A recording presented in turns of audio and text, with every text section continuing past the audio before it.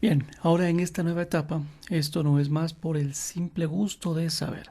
¿Y qué es lo que está pasando? El Banco Central del Ecuador accede a crédito contingente por 230 millones de dólares del Fondo Latinoamericano de Reservas. Información que lo tomo de diario La Hora. Según el gerente del Banco Central del Ecuador, Guillermo Avellán, con este nuevo crédito se suman 2.000 millones de dólares en líneas de liquidez para enfrentar circunstancias adversas. Este fondo otorgó a este Banco Central del Ecuador el acceso a una línea de crédito contingente de hasta 230 millones de dólares por uso exclusivo de la banca central. Es importante destacar que según este Código Orgánico de Planificación Finanzas Públicas, este tipo de facilidades no constituyen un endeudamiento público. Así lo dice. El FLAR aprueba una línea contingente de liquidez de 230 millones de dólares para el Banco Central con el propósito de fortalecer la dolarización y la capacidad de respuesta ante escenarios adversos. Así lo dijo Guillermo Avellán, gerente del Banco Central. El acceso a esta nueva línea contingente forma parte de la estrategia institucional del banco para la obtención de facilidades de liquidez con reconocidos organismos y entidades internacionales como el Banco Central, el Banco de Pagos Internacionales BIS y el Banco de Reserva Federal de Nueva York, con el propósito de fortalecer la dolarización y la capacidad de respuesta de nuestra institución ante escenarios adversos. La facilidad de contingencia del FLAR se suma a la línea contingente de 840 millones de dólares aprobada por este BIS en septiembre de 2021 y a la facilidad FIMA Repo de 1.000 millones de dólares otorgada por el Banco de la Reserva Federal de Nueva York en octubre de 2022. De esta manera, Avellán aseguró que se alcanza un importante objetivo al contar con más de 2.000 millones de dólares en facilidades de liquidez, reflejando la confianza de organismos y entidades internacionales en el fortalecimiento institucional y la sostenibilidad de la dolarización. Al final del 2023 se presenta complejo por el posible impacto del fenómeno del Niño y la inestabilidad política de las próximas elecciones anticipadas venideras. En otro tema, Diario La Hora también informa el siguiente punto. Por el simple gusto de saber, se los comparto. Joe Biden nomina a una mujer para liderar por primera vez la Armada de los Estados Unidos. ¿Qué les parece? La designación del mandatario debe pasar el visto bueno del Senado. De confirmarse esto, Lisa Franchetti será la primera mujer al frente de esta división en el Estado Mayor Conjunto de Estados Unidos, Washington. El presidente Joe Biden eligió este 21 de julio del presente a la almirante Lisa Franchetti para liderar la Armada estadounidense, una elección que, de confirmarse esto, la convertiría en la primera mujer al frente de esta división en el Estado Mayor Conjunto. Biden señaló que en un comunicado difundido por la Casa Blanca que como próxima jefa de operaciones navales, Franchetti aportará 38 años de servicio dedicados a la nación. A lo largo de su carrera ha demostrado una amplia experiencia tanto en el ámbito operativo como en el de políticas. Fue la segunda mujer en alcanzar el rango de almirante de 4 estrellas en la Marina de Estados Unidos y cuando sea confirmada pues volverá a hacer historia como la primera mujer en servir como jefa de operaciones navales en el Estado Mayor Conjunto. Así lo apuntó la nota. La designación del mandatario debe pasar el visto bueno del Senado, donde los demócratas tienen desde el pasado enero 48 escaños, los republicanos 49 y hay otros 3 más independientes de tendencia progresista. 3. Franchetti nació hace ya 59 años en Rochester, Nueva York. Asumió el puesto de vicejefa de operaciones navales en septiembre del 2022 y entre sus puestos en el pasado figuran el de comandante de las fuerzas navales de Estados Unidos en Corea, subcomandante de esas fuerzas en Europa y África o directora de estrategia, planes y políticas del Estado Mayor Conjunto. Franchetti sucederá al almirante Michel Gliday, nombrado en agosto de 2019. Como próximo vicejefe de operaciones navales, Biden nominó al vicealmirante James Kilby, mientras que el almirante Samuel Paparo fue elegido como comandante del Comando Conjunto del Comando del Indo-Pacífico y el vicealmirante Stephen Webb Cowler para liderar la flota estadounidense del Pacífico. Según el mandatario demócrata, se trata de 4 de los oficiales más experimentados y altamente calificados de Estados Unidos, y cada uno de ellos aportaría un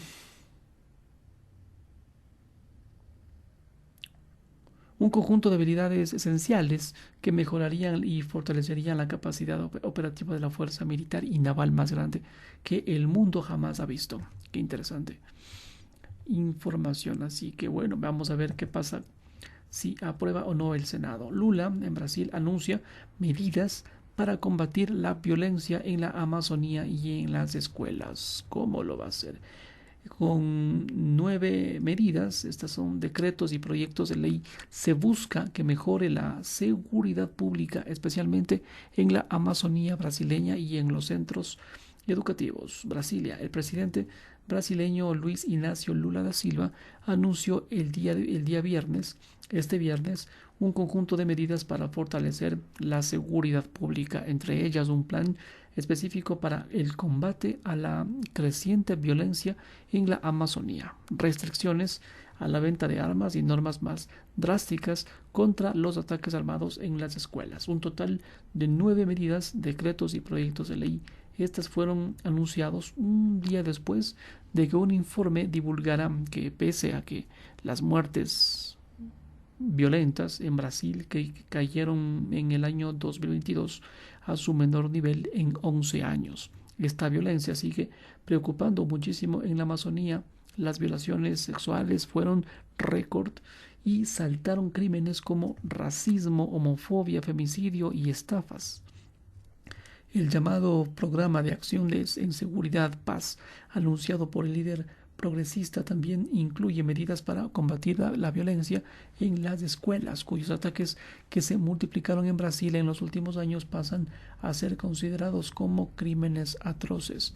La principal novedad fue el anuncio del Plan de Seguridad y Soberanía para la Amazonía AMAS, destinado a combatir la creciente violencia en la mayor selva tropical del mundo, especialmente el narcotráfico, la minería ilegal y los crímenes ambientales. En la Amazonía, con 5 millones de kilómetros cuadrados, un área mayor que Europa, es que se está fomentando el crimen organizado, el narcotráfico y todo lo que es ilícito en este país brasileño. Tenemos que actuar para que no sea en la selva brasileña tan deseada para ser preservada por todo el mundo que se fomente la violencia, así lo dijo el líder progresista en su discurso.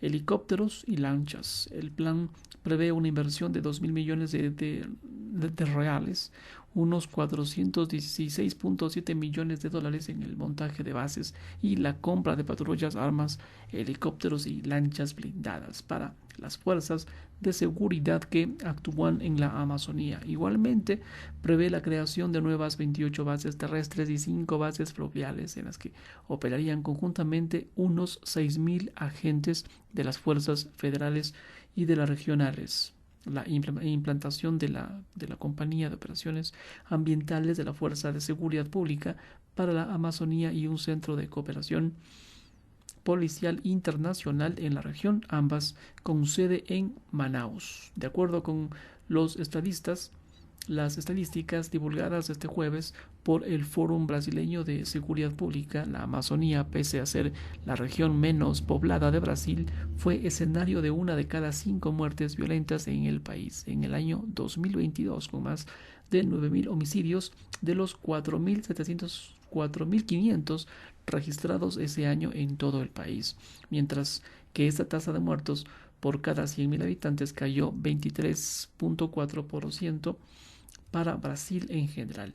La tasa para la Amazonía fue del 33.8 y en algunos estados como Amapá de 50.6. El crecimiento de la violencia aquí en esta región es atribuido a las disputas entre organizaciones criminales rivales, al avance de la minería ilegal y la deforestación y a la intensificación de los conflictos por la propiedad de la tierra en la región.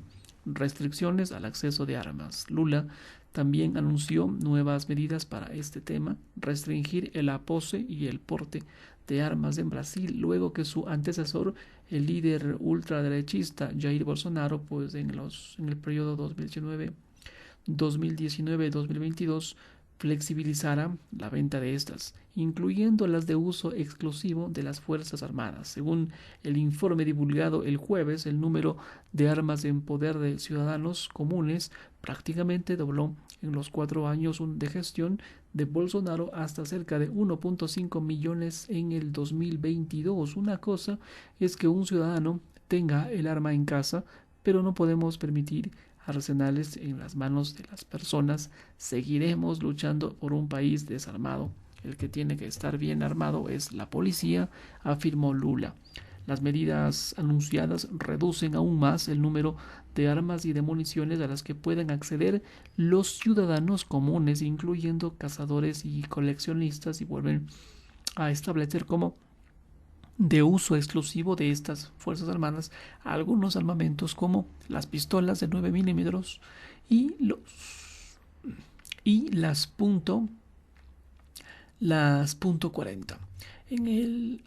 En este paquete de medidas, el gobierno también reforzó los castigos para actos antidemocráticos como el ocurrido, el del 8 de enero, en que miles de bolsonaristas asaltaron las sedes de la presidencia, el Congreso y la Corte Suprema.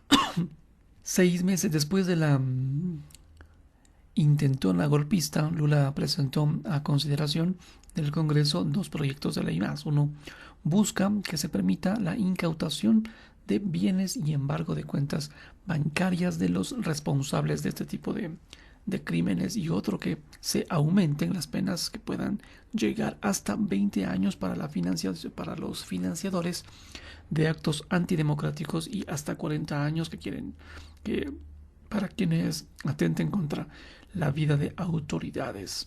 Otras medidas también permiten distribuir a los gobiernos regionales 1.009.6 millones de reales, unos 210.2 millones de dólares del Fondo Nacional de Seguridad Pública, y 170 millones, unos más o menos 33.4 millones de dólares del programa Escuela Segura.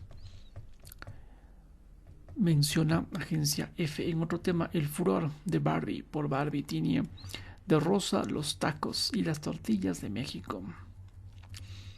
¿Ya vieron la película? Siguiendo estas tendencias, hay negocios que venden queso, pan, pasteles y elotes. Estos son los choclos acá en Ecuador, de color rosa. No me lo imagino. En el caso de los tacos, por ejemplo, las tortillas se pigmentan con agua de remolacha. Redacción Acapulco, México. El furor por la nueva película Barbie, que se estrenó ya estos días, desde el 21 de julio, ha tenido de rosa los tacos y tortillas allá en México, donde estos alimentos en honor a esta muñeca atraen a locales y turistas en Acapulco, popular playa del sur del país mexicano. Las tortillas, elaboradas con maíz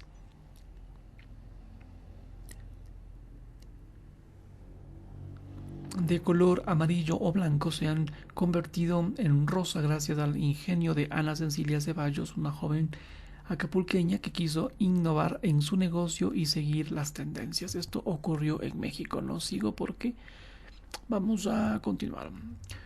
Otra, y para cerrar con una noticia lamentable, Tony Bennett, el cantante que jamás pasó de moda, muere a la edad de 96 años.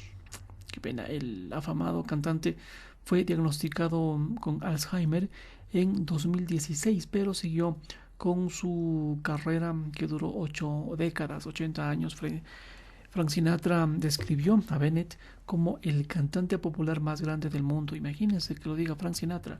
El cantante y compositor Tony Bennett, considerado una de las figuras mejores voces de la música estadounidense, tuvo una carrera musical de 8 décadas y consiguió la fama con I Left My Heart in San Francisco y murió este viernes a los 96 años según su publicista Sylvia Weiner. Bennett fue diagnosticado, como digo, con Alzheimer en el año 2016, pero continuó actuando y grabando hasta 2021.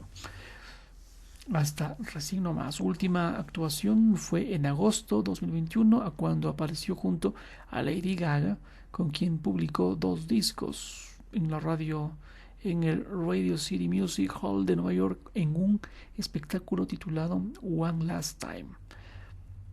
Columbia Records fichó a Bennett en 1950 y el cantante alcanzó el estrellato en 1962 con el lanzamiento de su canción Left My Heart in San Francisco. Frank Sinatra lo describió como el cantante popular más grande del mundo. Bennett también dejó marca en el cine, debutó en la gran pantalla en el año 1966 con el Oscar y en 1999 en su interpretación a sí mismo en la comedia Analyze This, una terapia peligrosa y Analizarme, en el que los protagonistas eran Robert De Niro y Billy Crystal.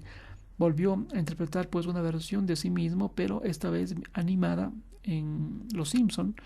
Pese a no haber parado de cantar desde esos años 50, Bennett solía decir que nunca había trabajado un día en su vida porque le encantaba actuar. El cantante, que en los 60 estuvo más cercano al jazz, nunca pasó de moda, logró aplicar su estilo a los clásicos y en los últimos años logró la colaboración de otros cantantes muy queridos en nuevas generaciones como Lady Gaga y Diane Krall. Incluso compartió grabaciones con Gloria Estefan, Marc Anthony, Miguel Bosé, Ricardo Arjona, Thalía, Vicentico, entre otros. Esas canciones están en su disco Viva Duets.